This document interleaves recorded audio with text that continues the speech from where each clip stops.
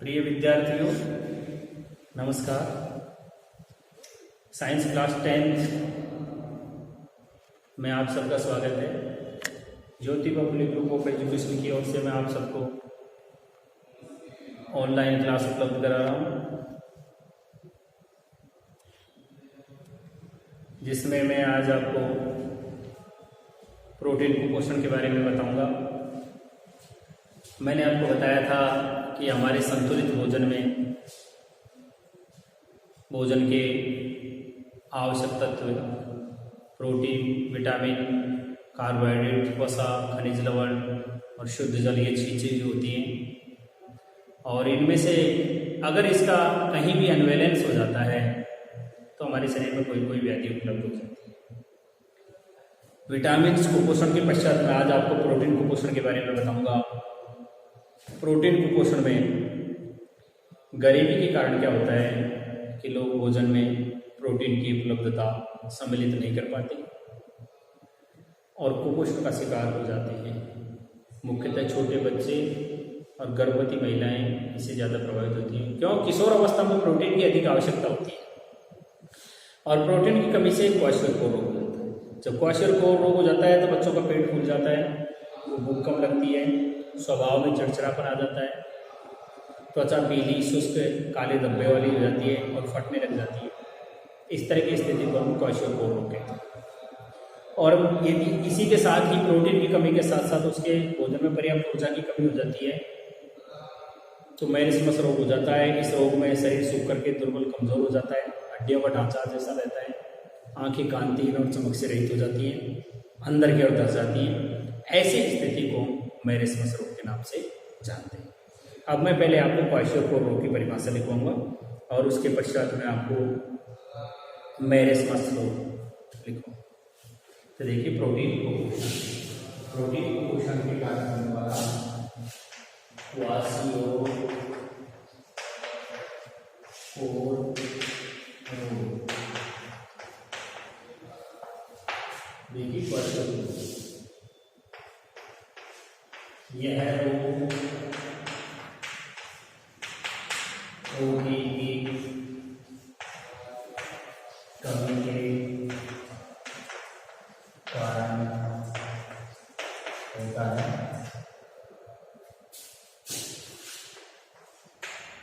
गरीबी के कारण लोग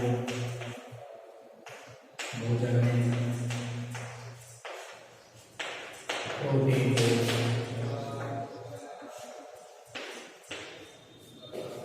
शामिल नहीं कर पाते।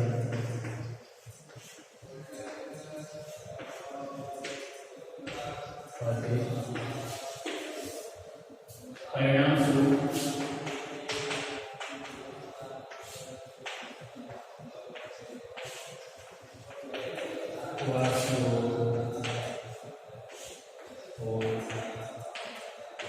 रोग हो जाता है।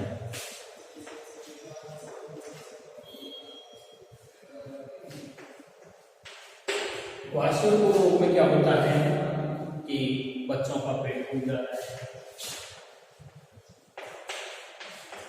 बच्चों का पेट फूल जाता है, भूख कम लगती है, स्वभाव में चिड़चिड़ापन आ जाता है,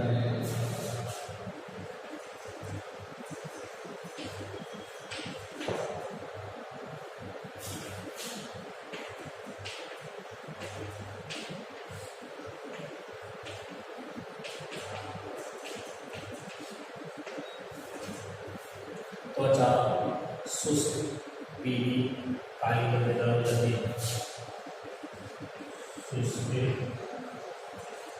त्वचा होकर काली पीली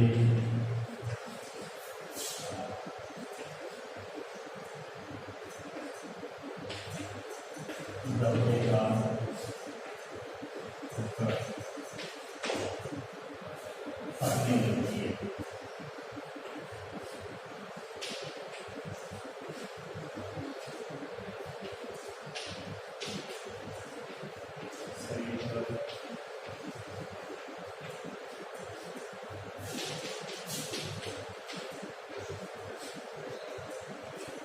शरीर पर सूजन आ जाती है। इस तरह की स्थिति को हम क्वाशियोर्कोर रोग कहते हैं। और इसी स्थिति में मैं आपको दूसरा रोग लिख देता हूँ, मैरेस्मस रोग।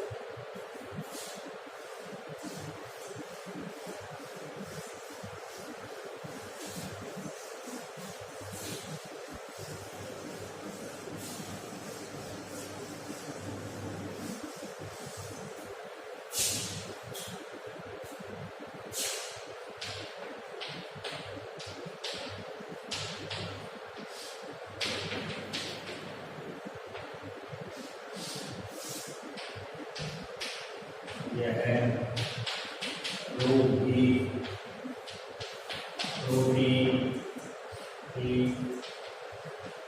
कमी के साथ भोजन में पर्याप्त ऊर्जा के न होने से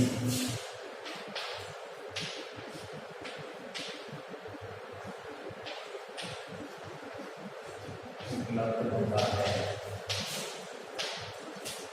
यानी ये रोग प्रोटीन की कमी के साथ भोजन में पर्याप्त मात्रा में ऊर्जा जब नहीं होती है तब होता है। इसका लक्षण क्या है? शरीर सूख करके दुर्बल हो जाता है। शरीर सूख करके कैसा हो जाता है? दुर्बल हो जाता है।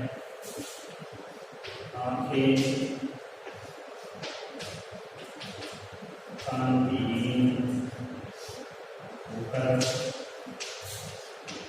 अंदर धंस जाती है।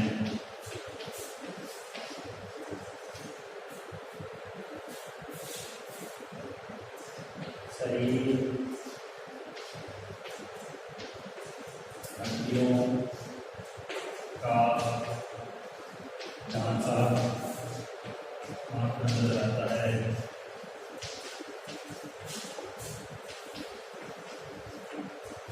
इस तरह की स्थिति को हम मैरेस्मस रोग के नाम से जानते हैं। यहाँ तक की बात मैं आपको बता चुका हूँ।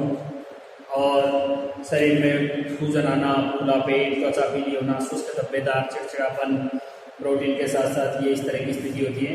हड्डियों का ढांचा मात्र रह जाता है और ये स्थिति मैं आपको बता चुका हूँ। अब आपके इसके बाद में आ गया है खनिज कुपोषण।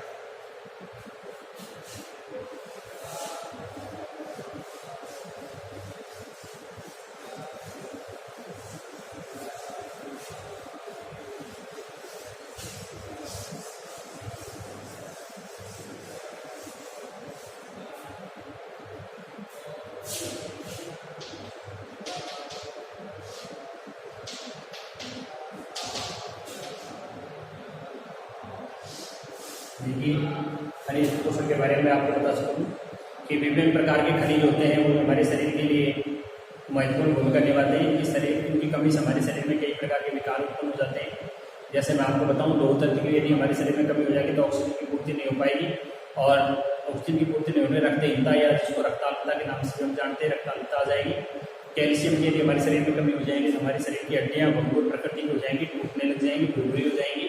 उसी प्रकार यदि जैसे मान लीजिए आयोडीन की हमारे शरीर में कमी हो जाएगी तो हमें गलगंड या घेंगर हो जाएगा, और थायरॉक्सिन हार्मोन की उपस्थिति उपलब्धता पूर्णतः नहीं हो पाएगी। सोडियम की अगर स्थिति हमारे शरीर में उपलब्ध नहीं हो पाएगी तो मांसपेशियों में संकुचन हो जाएगा और तंत्रिका अवयवों का संचरण नहीं हो पाएगा, शरीर का विद्युत अपघटन नहीं हो पाएगा, संतुलन बनाना नहीं होगा, शरीर में पानी की मात्रा उचित नहीं रह पाएगी। पोटेशियम की कमी से यही लगभग 7 रोग होंगे। और उसी प्रकार से यदि हमारे शरीर में कैल्शियम की कमी हो जाएगी, विटामिन डी के साथ मिलकर के और दांत और हड्डियों को मजबूत बनाने का काम करते हैं। तो मैं अब आपको यहाँ पर प्रोटीन खनिज कुपोषण के बारे में बताता हूँ। खनिज के बारे में आप जानते होंगे, ये हमारे भोजन का एक आवश्यक तत्व है जो संतुलित भोजन को बनाता है। इसमें कार्बोहाइड्रेट्स, विटामिन, वसा, प्रोटीन, खनिज लवण, शुद्ध जल आदि होते हैं। तो खनिज लवण के बारे में देखो, विभिन्न प्रकार के खनिजों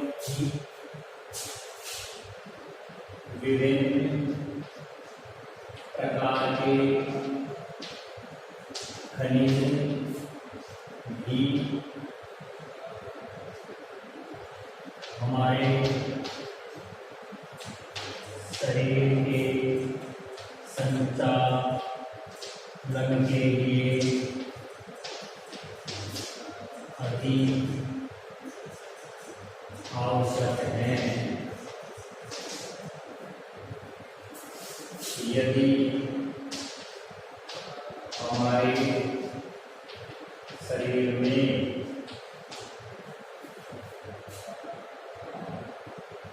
खनिजों की असंतुलित मात्रा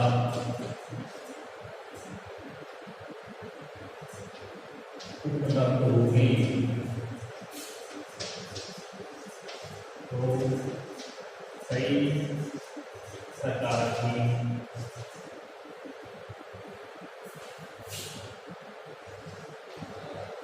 रोग उत्पन्न हो जाएंगे।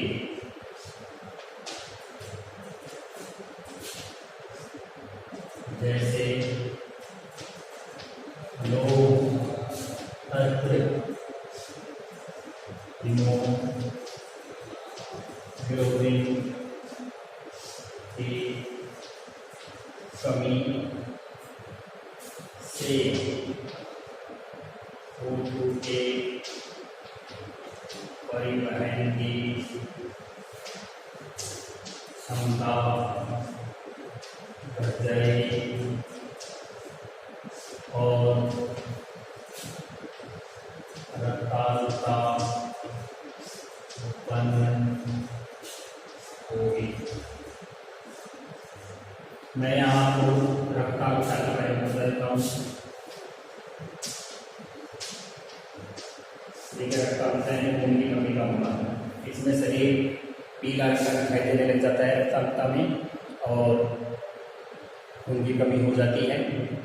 इसके कारण चेहरा पीला पड़ जाता है और हम उसे एनीमिया के नाम से भी जानते हैं। ऐसा लगता है जैसे खून की बहुत ज़्यादा कमी हो गई हो। इसे हम रक्ताल्पता के नाम से भी जानते हैं। चाहो तो आप इसकी परिभाषा भी लिख सकते हैं। रक्ताल्पता में लिख लीजिए, लोह तत्व या विटामिन बी समूह की लोह तत्व या विटामिन बी समूह की लोह तत्व या विटामिन बी समूह की विटामिन फोलिक एसिड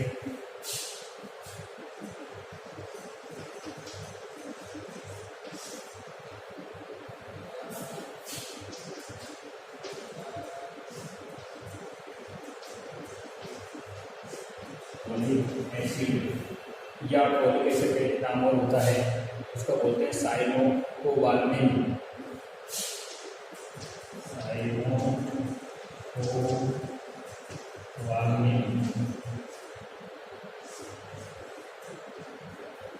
साइनोकोबाल्मिन की कमी से होने वाला रोग है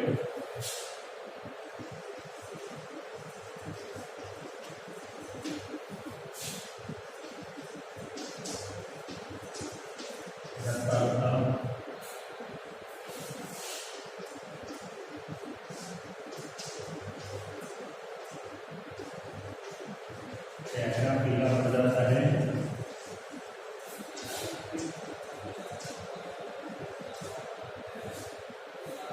खून की कमी हो जाती है, थकान महसूस होने लगती है।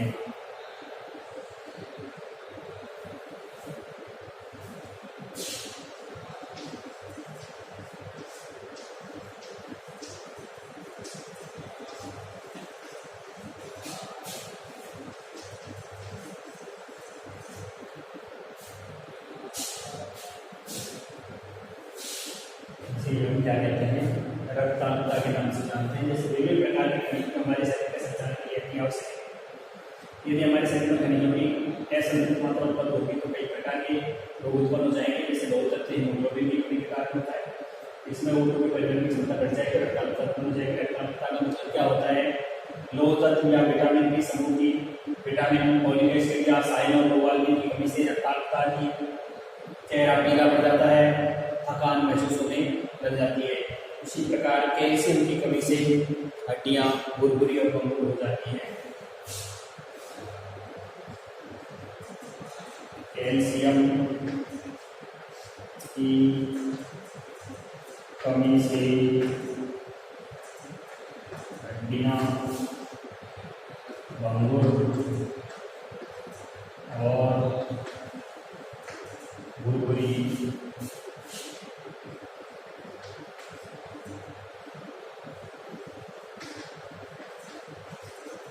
हो जाती हैं। उसी प्रकार से आयोडीन की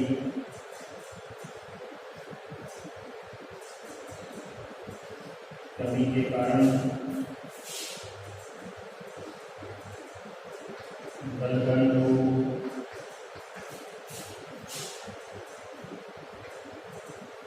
जाता है, गला फूल जाता है।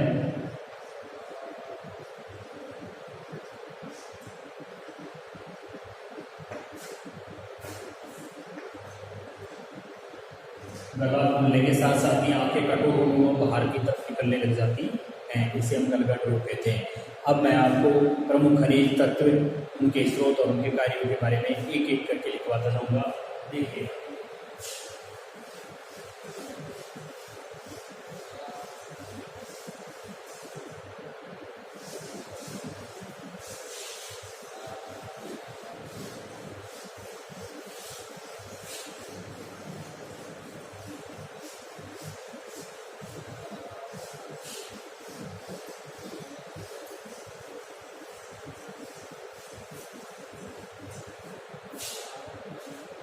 सबसे पहले खनिज का नाम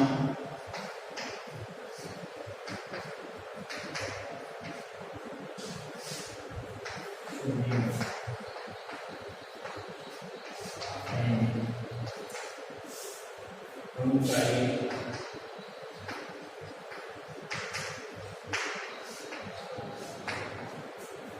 देखिए, सोडियम क्या क्या करता है मांसपेशी के संकुचन में, तंत्रिकीय आवेग संचरण में, मांसपेशियों के संकुचन में, तंत्रिकीय आवेग के संचरण में, तंत्रिकीय आवेग के संचरण में, शरीर का विद्युत अपघटन में, शरीर के वैद्युत अपघटन, शरीर का संतुलन बनाए रखने,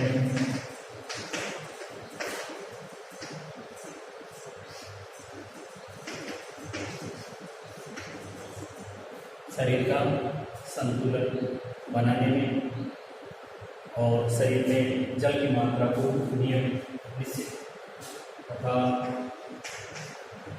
जल की उचित मात्रा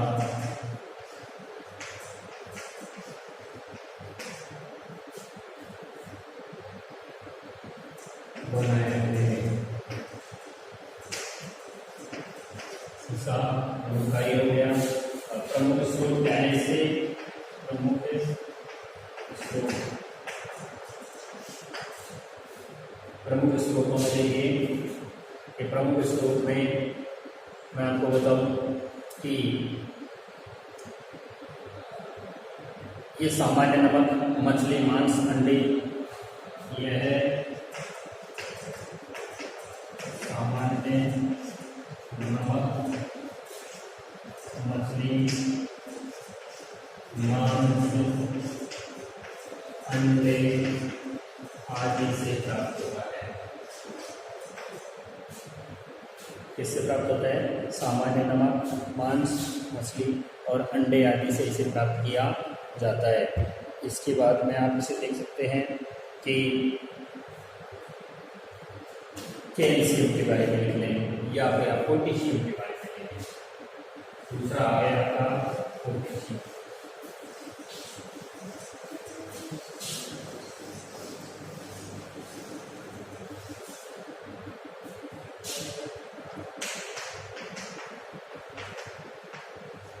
पोटेशियम प्रतीक हो गया। ये प्रमुख कार्य क्या है? पोटेशियम का प्रमुख कार्य वही है जो सोडियम का है, मांसपेशीय संकुचन, मांसपेशियों में संकुचन, तंत्रिकीय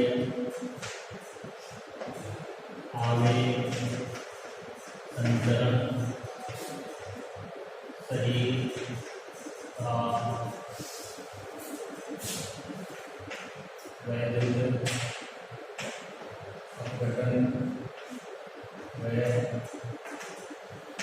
संतुलन बनाना, इसके साथ साथ ही विभिन्न कोशिकीय क्रियाओं का संचालन तथा विभिन्न कोशिकीय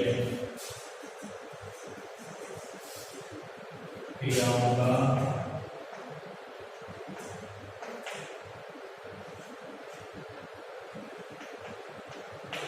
संचालन भी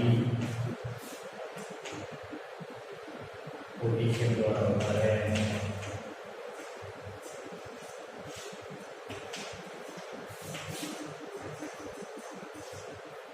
प्रमुख स्रोत क्या है पोटेशियम के?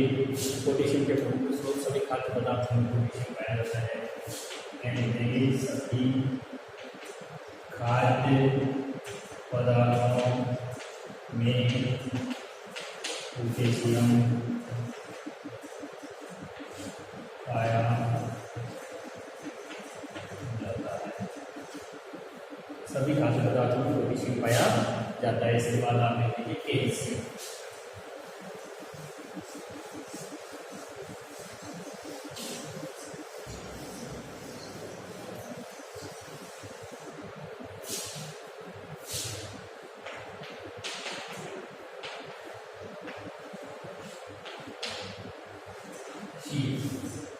कैल्शियम देखिए क्या करता है?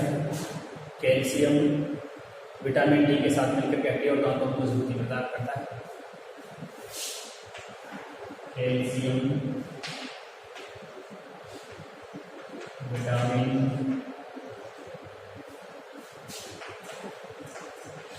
डी के साथ मिलकर दांत एवं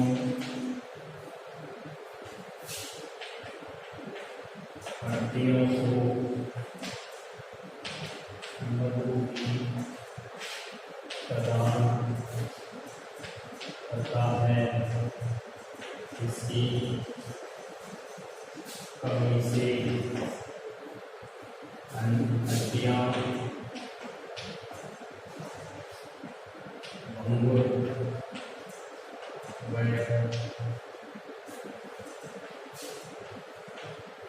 बुरी हो जाती है। प्रमुख स्रोत क्या है कैल्शियम के? दूध, अंडे, हरी सब्जियां। दूध, अंडे, हरी सब्जियां आदि से प्राप्त होता है। कैल्शियम किससे मिलता है? दूध, अंडे, हरी सब्जियां आदि से मिलता है। इसके बाद आप देखिए फास्फोरस।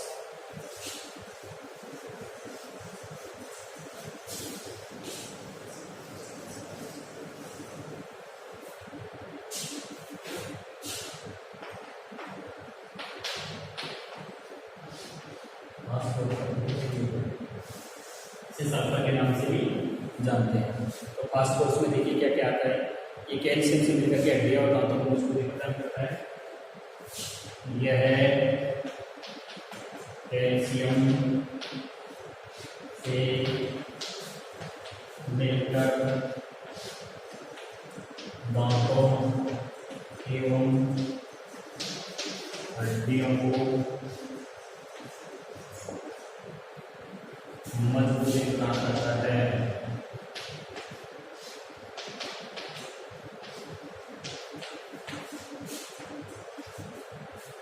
कैल्शियम और दांतों को क्या करता है?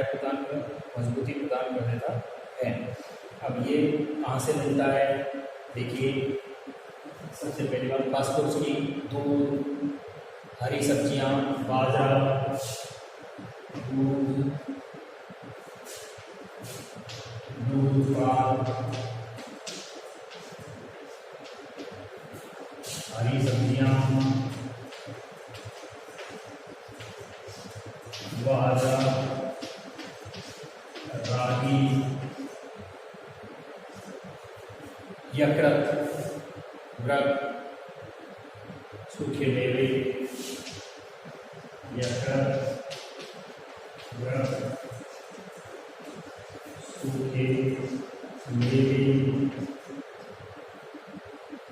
आदि से प्राप्त होता है। यहाँ तक की बात आप एक बार में देख लीजिए। मैंने आपको लिखा है फास्फोरस।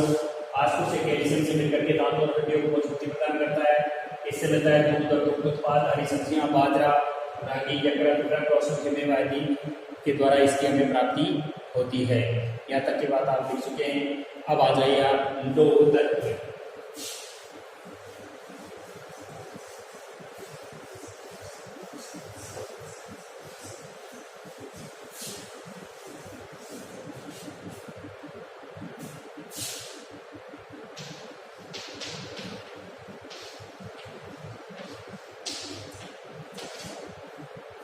लौह तत्व को आयरन भी कहते हैं। लौह तत्व का प्रमुख कार्य क्या है? शरीर में हीमोग्लोबिन का निर्माण करना और भूखों का ऑक्सीकरण करना। लौह तत्व का प्रमुख कार्य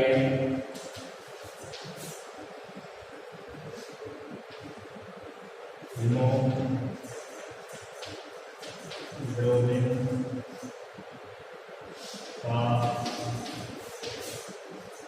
निर्माण करना तथा भूखों का ऑक्सीकरण करना होता है। इसके अभाव में रक्ताल्पता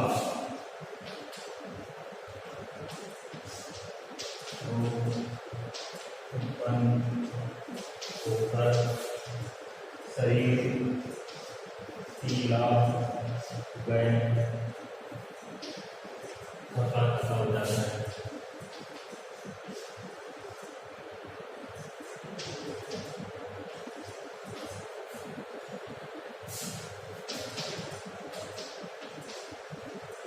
प्रमुख स्रोत क्या क्या है इसके? देखिए, लौह तत्व किस किस से मिलेगा?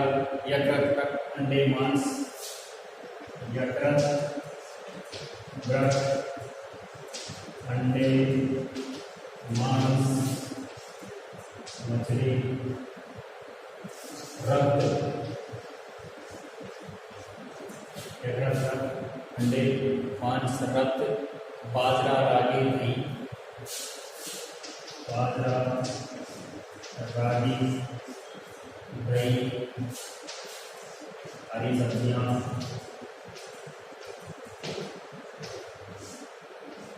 फल,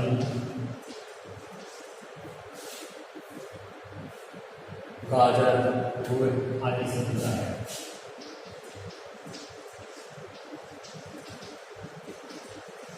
इससे हमारे शरीर में लौह तत्व की प्राप्ति हो जाती है। जितना हमारे शरीर में लौह तत्व होगा उतना ही हम स्ट्रॉन्ग होंगे। बताया जाता है कि पुरुषों में हीमोग्लोबिन का स्तर 16 होता है, महिलाओं को उसका होता है क्योंकि उनके शरीर से हर महीने रक्त की कुछ मात्रा बाहर चली जाती है, इसलिए उनके अंदर एनीमिया की शिकायत ज़्यादा पाई जाती है।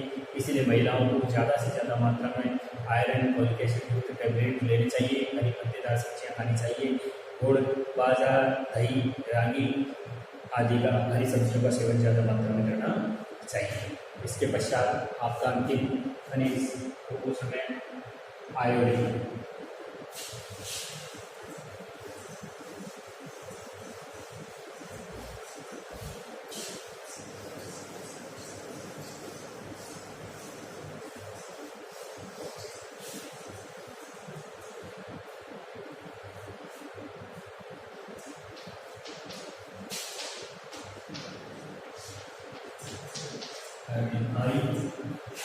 प्रमुख कार्य क्या है आयोडीन का? आयोडीन का प्रमुख है थायरॉक्सिन हार्मोन का निर्माण। इसका प्रमुख कार्य थायरॉक्सिन हार्मोन का निर्माण करना है। सबसे प्रमुख कार्य क्या होता है इसका? थायरॉक्सिन हार्मोन का निर्माण करना है। इसकी कमी से गाय का रोग हो जाता है, शारीरिक और मानसिक थकान रहती है। इसकी कमी से गलगंड, भुनेगा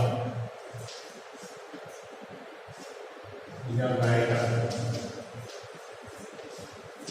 रोग हो जाता है। शारीरिक और मानसिक थकान आ जाती है। शारीरिक तथा मानसिक थकान आ जाती है। प्रमुख स्रोत क्या है? प्रमुख स्रोतों में देखिए, इसमें नमक, समुद्री भोजन, हरी पत्ते वाली सब्जियां, नमक, समुद्री भोजन, हरी पत्ते वाली सब्जियां,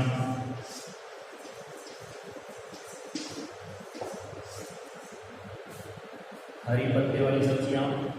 इसके अलावा लवण, जलीय मछली, जामुन, लवण, जलीय मछली, जामुन,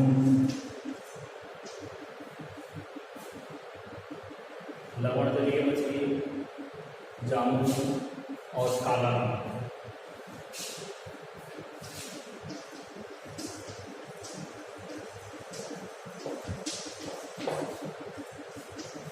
एक बार फिर देख लीजिए, आयोडीन, इसका प्रमुख कार्य थायरॉक्सिन नामक हार्मोन का निर्माण करना है। इसकी कमी से गलगंड, भेगा, गैर रोग हो जाता है, जिसमें आंखें बाहर की तरफ, कटोरे की तरफ बाहर निकल कर आ जाती है, गला फूल करके मोटा हो जाता है, शारीरिक और मानसिक थकान आने लग जाती है। स्रोत कौन से? नमक से मिलती है, समुद्री भोजन से मिलती है, जैसे शैवाल आदि का भोजन करते हैं, हरी पत्ती वाली सब्जियां, लवणीय जल वाली मछलियां, जामुन, काला नमक आदि, इनसे सबसे प्राप्त होता है। अब मैं यहाँ आपको एक थोड़ा सा नोट लिखवा देना चाहूँगा। सोडियम और पोटेशियम प्रमुख खनिज लवण है। सोडियम और पोटेशियम क्या है? प्रमुख खनिज हैं, जो कोशिकीय उपापचय, तंत्रिकीय आवेग, पेशीय गतिविधि हेतु आवश्यक है। सोडियम शरीर में जल की मात्रा बनाए रखने में भी मदद करता है। ये बात मैं आपको बता चुका हूँ। इसके पश्चात हमारा अगला पॉइंट आ रहा है मानव स्वास्थ्य, ह्यूमन हेल्थ।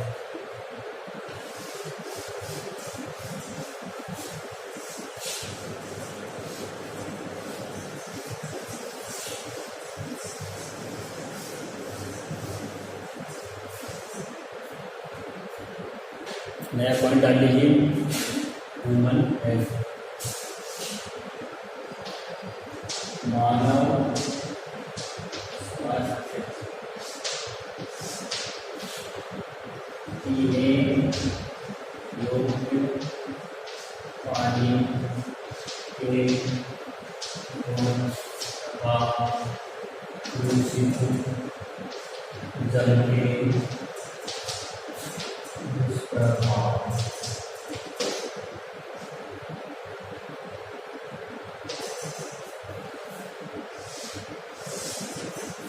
देखिए, मैं आपको जल के बारे में बता रहा हूँ। हम इंसान इतने कम उपलब्ध जल के स्रोतों का इस तरह से दोहन करते हैं कि जल्द ही हमारे सामने जल की बहुत ही विकट समस्या आ जाएगी। वर्तमान में भी हम डार्क जोन में हैं। हमारे सामने जल संकट एक विकराल रूप धारण कर लेगा। क्यों? क्योंकि हमारे उपयोग करने का तरीका, हम जल को आवश्यकता से अधिक खर्च कर रहे हैं। जैसे हम नहाने के लिए गए, हमने 2 बाल्टियों के स्थान पर 20 बाल्टी जल का उपयोग किया। हमने साबुन लगाने के पहले ही बाल्टी भर करके जा रही है, नल खुला छोड़ दिया। हमने टपकने वाले नल की मरम्मत नहीं की। हमने जो राइजिंग लाइन जा रही है, जब सप्लाई वाटर सप्लाई करने वाली पाइपलाइन है, उसकी टूट जाने के पश्चात की मरम्मत नहीं की और व्यर्थ पानी बहता रहा। इसी के साथ साथ ही हम क्या कर रहे हैं कि नदियों, झीलों आदि को लगातार प्रदूषित भी करते जा रहे हैं। इस दीर्घायी तलवार के कारण लगातार क्या होता चला जाएगा, हमारे जल और जल के स्रोत दूषित होते चले जाएंगे। हम जानते हैं जल ही जीवन है, जीवन का आधार है, जल है तो कल है।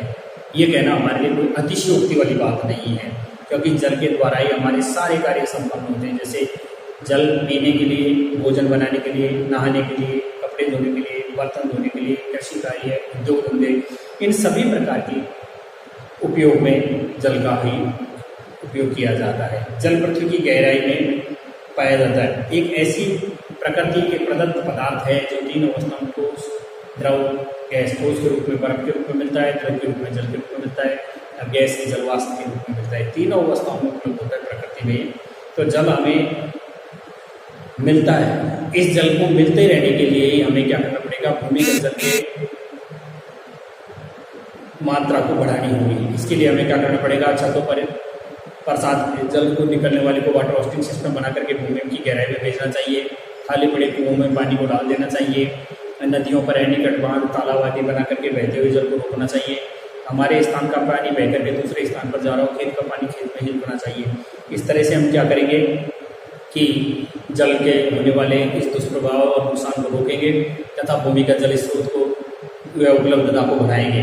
पीने योग्य जल में कौन कौन से गुण होने चाहिए, हम जानते हैं कि पीने योग्य जल स्वच्छ होना चाहिए, गंध रहित होना चाहिए, उसमें कोई भी आंखों से दिखाई देने वाले कण विद्यमान नहीं होने चाहिए, उसका पीएच मान उदासीन होना चाहिए, उसमें उचित मात्रा में ऑक्सीजन घुली होनी चाहिए।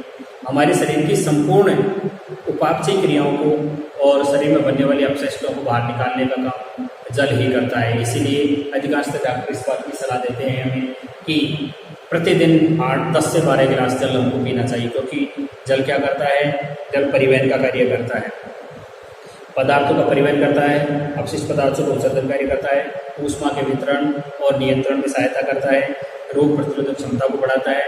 अगर हम उचित मात्रा में जल पीते रहेंगे तो हमें किसी भी प्रकार की बीमारियों से लड़ने की रोग प्रतिरोधक क्षमता प्राप्त हो जाएगी, पथरी नहीं होगी और हमें सर्दी जुकाम होने का खतरा मिट जाएगा। फेफड़ों का होने वाला संक्रमण, अस्थमा जैसी बीमारियों पर भी हमें रोक मिलेगी। तो यहाँ तक की बात मैं आपको पीने योग्य पानी के गुण में लिखवाना चाहूँगा। पीने योग्य पानी के गुण,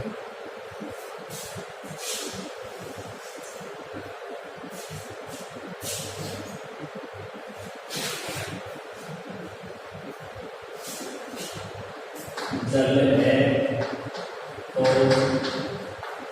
कल है, जल ही जीवन का आधार है। यह कहना हमारे लिए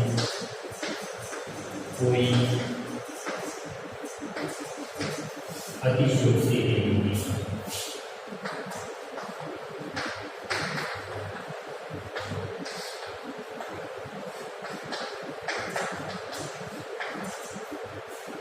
हमें जल नदियों, झरनों एवं भूमिगत स्रोतों से प्राप्त होता है, जिसका हम लगातार दुरुपयोग करके तथा प्रदूषित करके नष्ट करते जा रहे हैं।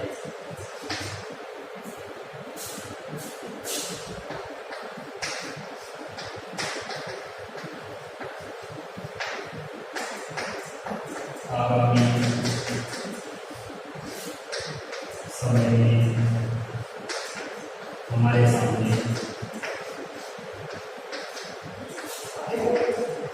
पीने योग्य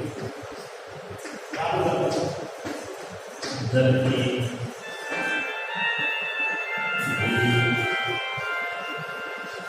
कमी हो जाएगी।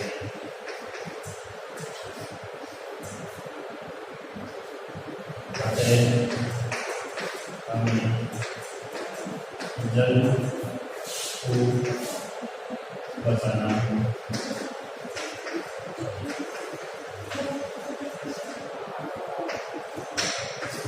ये बात यहाँ तक कि आपके सामने आ चुकी है। नेक्स्ट पैराग्राफ में दिखाना चाहूँगा जल ही एक ही समय में प्रकृति में प्राप्त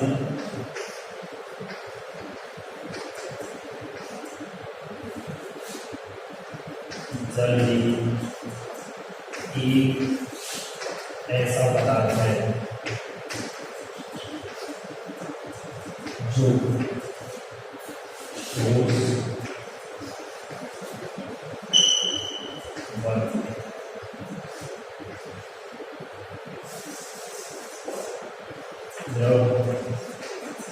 जल तथा गैस जलवाष्प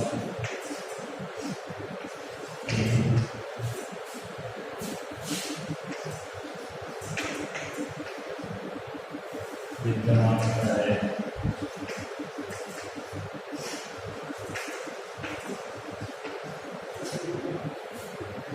ये जल नहाने धोने, कपड़े नहाने धोने, मुख्य उद्योग धंधों, कृषि, सिंचाई आदि कार्यों में उपलब्ध होता है। अब मैं आपको पीने योग्य जल के गुण लिखवाता हूँ।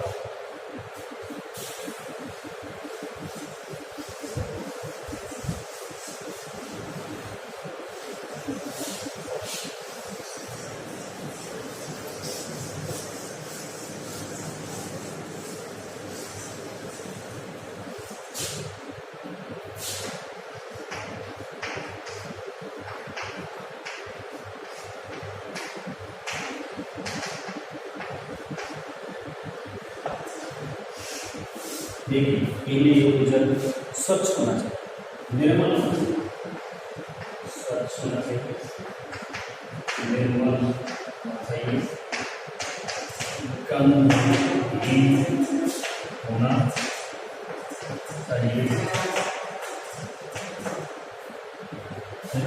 स्वच्छ निर्मल गंधहीन होना चाहिए, आँखों से दिखाई देने वाली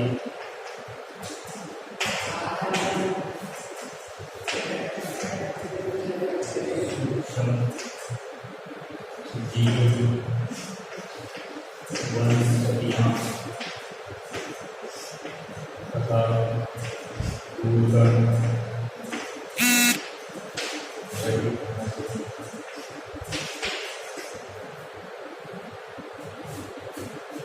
वनस्पतियाँ धूलिकण से रहित हो, पारदर्शी हो, नासी हो, पारदर्शी चाहिए, जिसका यजमान पारदर्शी हो,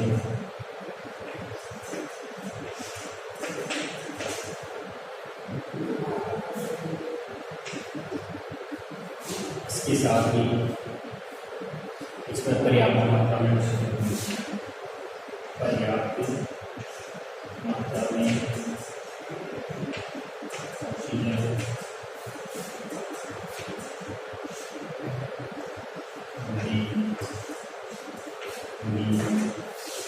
चाहिए।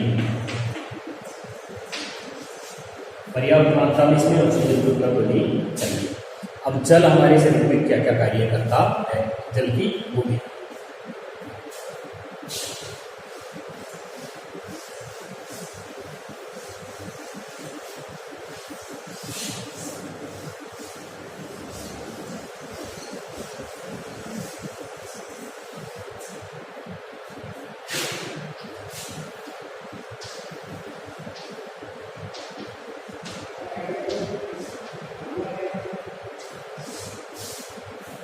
जल की भूमिका हम लिखेंगे।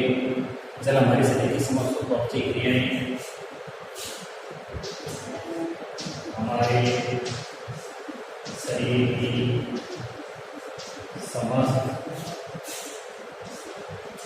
उपयोगी क्रियाएं जल की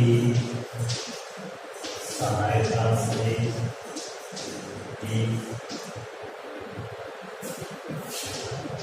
संपन्न होती है। समस्त उपयोगी क्रियाएं हमारी जल की सहायता से संपन्न होती है। जल शरीर में पदार्थों के परिवहन के लिए जल शरीर में पदार्थों के परिवहन के लिए अपशिष्ट पदार्थों के उत्सर्जन के लिए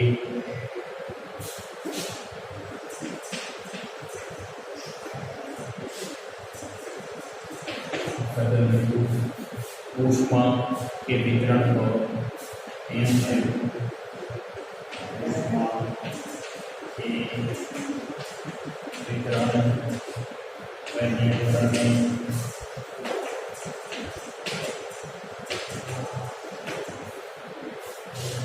इसी के साथ शारीरिक क्षमता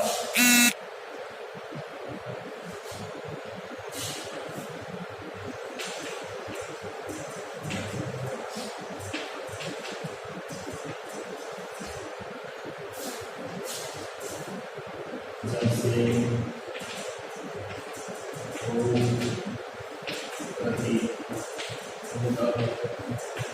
क्षमता बढ़ती है और सर्दी जुकाम अस्थमा तथा पेटों का संक्रमण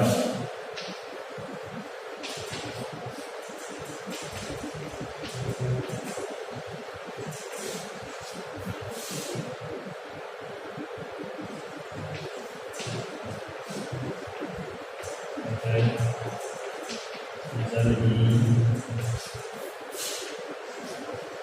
जीवन का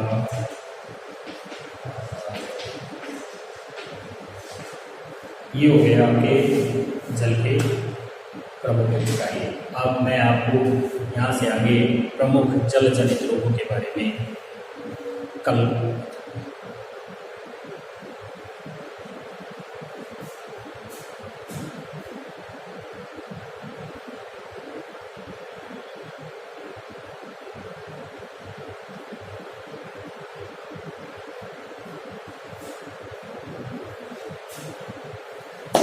देखिए प्रमुख जल जनित रोगों से मैं लिखवा देता हूँ। चलो आज ही लिखवा देता हूँ।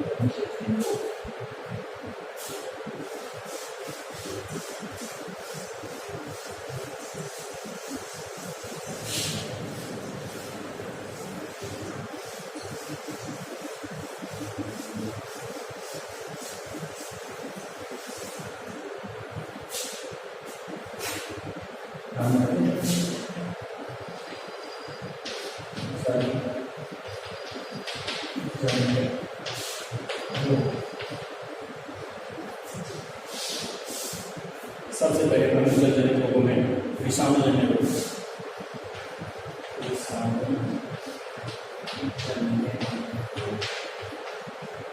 यानी जल में अगर विषाणु उपलब्ध है तो उससे कौन सा पोलियो, हेपेटाइटिस, इसको पी कहते हैं। पोलियो,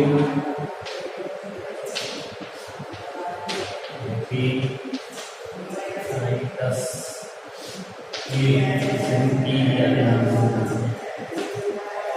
ये सब विषाणुजन्य रोग। कौन से रोग है ये? विषाणुजन्य रोग। उसके बाद में जीवाणुजन्य रोग।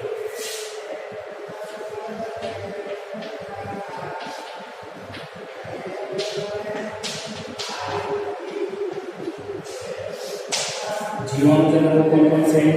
हैजा, टाइफाइड, हैजा, टाइफाइड, आंत्रशोथ।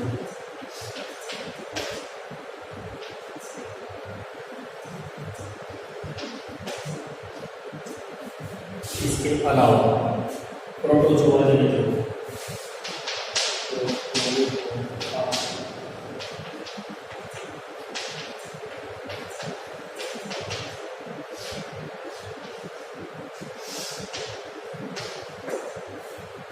प्रोटोजोआ जनित रोग में कौन कौन से हैं? अमीबिया पेचिस,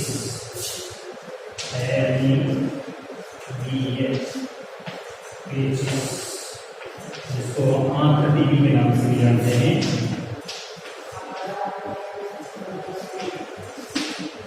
अमीबिया दस्त बोलते हैं इसको। भोजन खाते तत्काल व्यक्ति को मल त्यागने की इच्छा होती है, अमीबिया पेचिस कहलाता है। और कृमि जन्य रोग, कृमि जन्य रोग, कृमि जन्य रोग में बाला या नाभु, बाला या नाभु रोग। मैं आपको इसके बारे में बताऊँ। देखिए, पोलियो आप जानते होंगे, छोटे बच्चों में होने वाला रोग है। बच्चे को बहुत ज़्यादा अचानक बुखार चढ़ने लग जाता है, कपकपी लगती है, और फिर शरीर का कोई भी अंग हाथ या पैर काम करना बंद कर देता है, इसको कहते हैं पोलियो। पहले बहुत ज़्यादा होता था, वर्तमान में इसमें पोलियो वैक्सीन पिला करके और इसे रोका जा रहा है। हेपेटाइटिस, हेपेटाइटिस ये लीवर से संबंधित रोग है। इसमें हेपेटाइटिस होने से शरीर में रक्ताल्पता आ जाती है, खून की कमी हो जाती है, चेहरा पीला हो जाता है, पूरा शरीर पीले रंग का दिखाई लग जाता है, मूत्र उत्सर्जन करते समय पीले रंग का मूत्र शरीर से बाहर जाता है, नाखून पीले हो जाते हैं, और हेपेटाइटिस ए और बी का टीका लगवाना पड़ता है।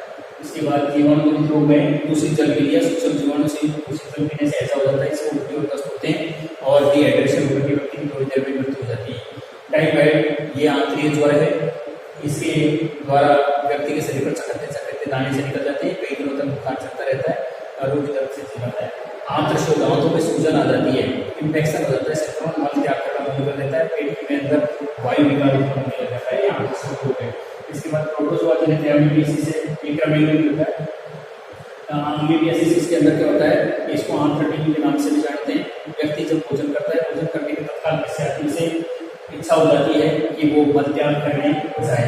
इसके पश्चात कृमि जन्य रोग देखिए, बाला या नाभु रोग। पहले ये राजस्थान में बहुत ज़्यादा होता था। इसका रोग का जनक ट्रिकोमोनास मेंटेनेंसिस होता है।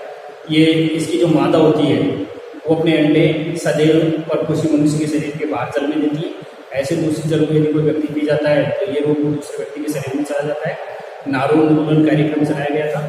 सन 2000 के पश्चात कोई रोग ही नहीं मिला, परंतु फिर भी वर्तमान में इस रोग को बहुतायत से रोकने हेतु प्रयास किए जा रहे हैं। इस रोग में शरीर के अंतिम हिस्से तक ये रोग का रोगाणु वहाँ तक चलकर चला जाता था, वहाँ एक बड़ा सा फोड़ा बन जाता था, पक करके वहाँ बहुत तेज जलन होती थी और उसमें से पस या मवाद के साथ साथ एक धागेनुमा संरचना बाहर निकलती थी, जिसे एक उचित अच्छे चिकित्सक के द्वारा निकलवाया जाता था। अगर मान लीजिए उसे बाहर एक डंडी के ऊपर उसको लपेटते रहते थे, अगर वो टूट जाता था तो बहुत ज़्यादा जहरीला हो जाता था, फिर अंगों को काटना ही पड़ता था। इस प्रकार का होता है जैसे कुएं, बावली, तालाब आदियों के अंदर पड़ जाने वाली गंदगी और उसके अंदर मलमूत्र त्याग देना, पशुओं को पानी पिलाना, नहलाना धुलाना, वस्त्र आदि प्रक्षालित कर लेना, और या किसी नारू रोग से युक्त व्यक्ति के द्वारा उसके नदी, तालाब या जलाशय के पानी को गंदा कर देना। ऐसी स्थिति में रोग एक से दूसरे में फैलने वाला होता था। और इसके बाद मैं आपको यहाँ बाला या नारू रोग के बारे में रोगजनक और उसको लिखवाऊंगा, ये मैं आपको कर दूँगा। ठीक है।